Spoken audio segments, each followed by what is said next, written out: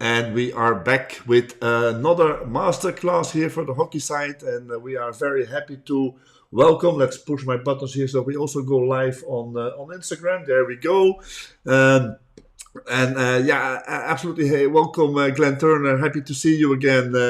It's been a while Yep. since you played in Europe, and obviously we still see you play for Australia and in Australia and with the Hockey India League. And we were just prior for us going live talking about the good memories from those Hockey India League days.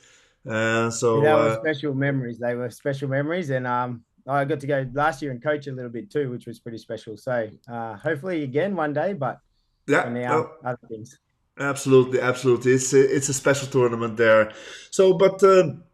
I noticed a couple of weeks ago that on Instagram you have a new Instagram account, Level Up Field Hockey, Yep. where you deliver all kinds of interesting stuff for us field hockey coaches and field hockey players, obviously. And one of the things that struck my eye there was a program for leveling up your hockey conditioning. And so I reached out to you and said, okay, let's talk about that because I think. Uh, there are a lot of people doing good stuff there, but a lot of people also, really do not know. Coaches, I mean, really do not Yep. know how to do this the proper way. So let's start talking about hockey conditioning, Glenn. How do we do this? Well, I think it's a lot simpler than it can be made out to be. I think that's the first thing with the program. If you have the program, if you want to look at the program, you'll see that it is quite simple, and I think we overcomplicate things through the strength and conditioning world. So I own a gym at home, and I see results of the general public, and also I coach a lot of teams and players now, and I see the ones that excel through their conditioning and their strength and conditioning, because strength is really important too. But I think where we can go wrong is, like I said, overcomplicating. You don't need to throw weights around and things like that and put yourself in a position where you can get injuries. I've seen too many injuries in hockey and ruining careers as well by programs that are designed for different things, not designed to run around a hockey field for 60 or 70 minutes Mhm. to get your max power when you can't move that well is a big problem for me as a coach. To see when we're progressing to like cleans and snatches and different things like that, when the athlete or the hockey player, especially hockey players with our hips and our backs and the way we move, um, it's just putting too much pressure on us and things like that. And the benefit is it's not great because hockey is an aerobic game. Like first and foremost, it's an aerobic game. You have to be able to run, and that's for me a lot more important than how strong you are at your 5 rep max squat or bench press. But you can do both, and you can do it really well. But for me, we just there's too many programs out there that are doing things like strength or movements that have little effect on the game and putting players' bodies under pressure. No, absolutely. So, what would be some recommendations for field hockey coaches who are dealing with it at all kinds of levels? Obviously, the guys who are doing this at the top elite level, they will have their strength and conditioning coaches and all these experts around them to guide them in the right way. And most of the top domestic clubs here in Western Europe will also have their physios and stuff like that can help coaches make the right decisions in that part. But if you're not that lucky, if you're coaching a junior team and you don't have a physio available, maybe at the club but not always at your practice sessions or not always at the games. How do you do your warm-ups? How do you do your warm-ups during practice sessions? And how do you build towards that peak level that you want at the right time as a regular coach? Yeah, well, I think again, I think you should back yourself a bit more and be a bit simpler. You don't need to know all the fancy movements, because I've been in programs where you are and national level programs where you're doing all this stuff in the gym, but then a player cannot do 10 push-ups like properly.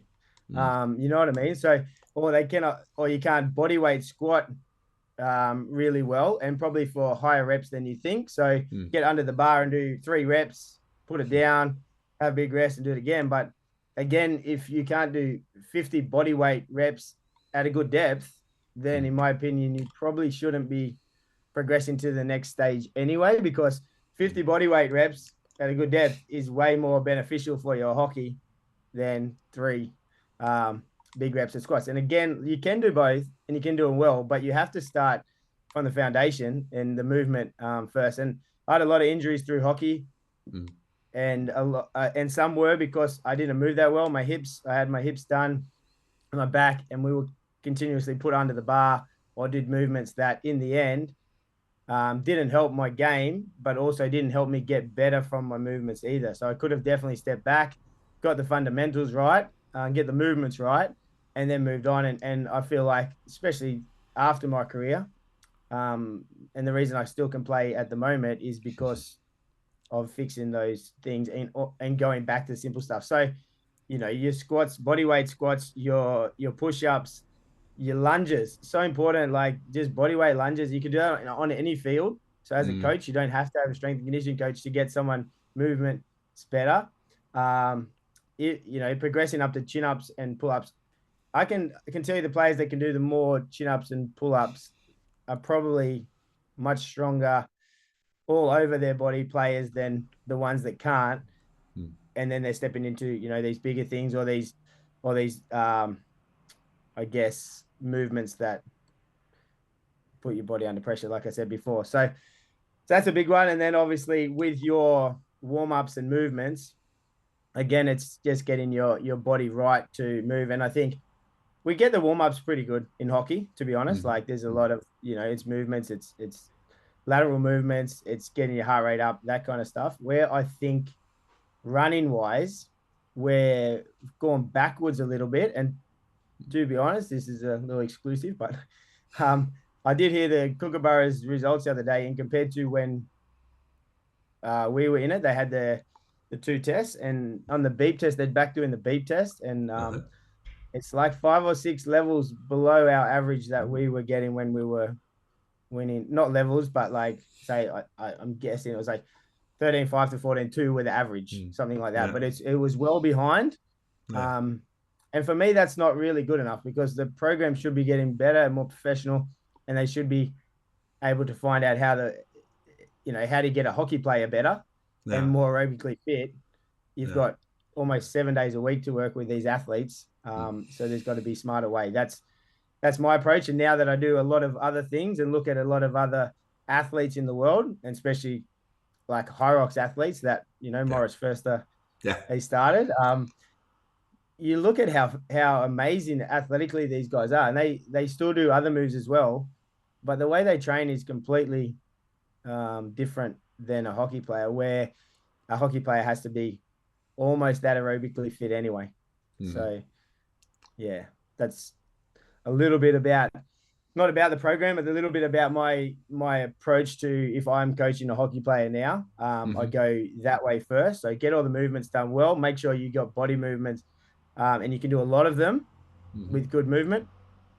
Make sure your mobility is good and your strength through range. So that's where your lunges come in, where you have to get depth, where your squats, you have to get depth, because you want to stretch the range. So then when you play in hockey, you're not putting that extra range under pressure. So you're going for that long stride. You've already worked on that with nice slow movements before that, I guess.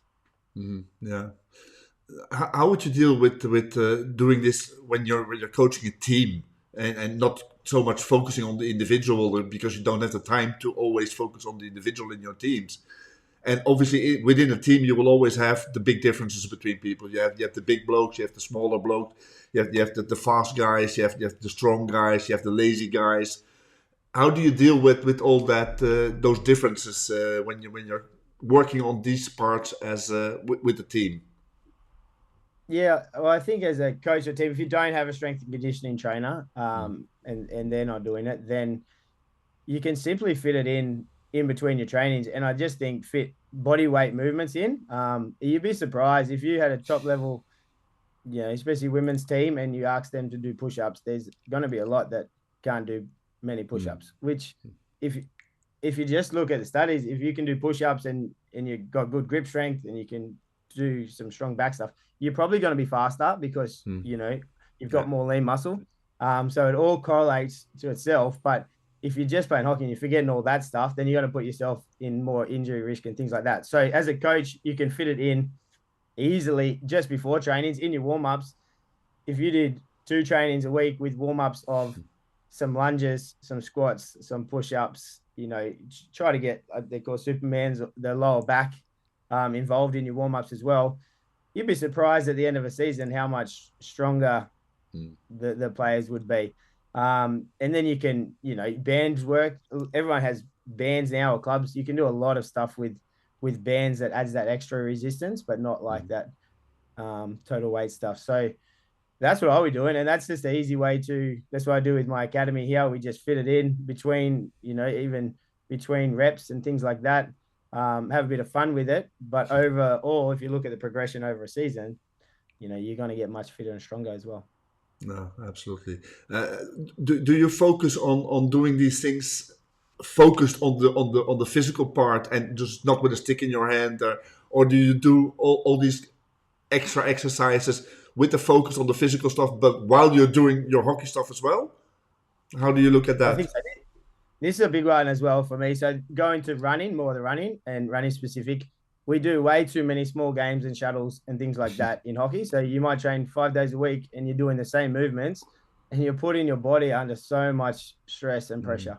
And it doesn't make sense because you need to work hard and you need to recover hard.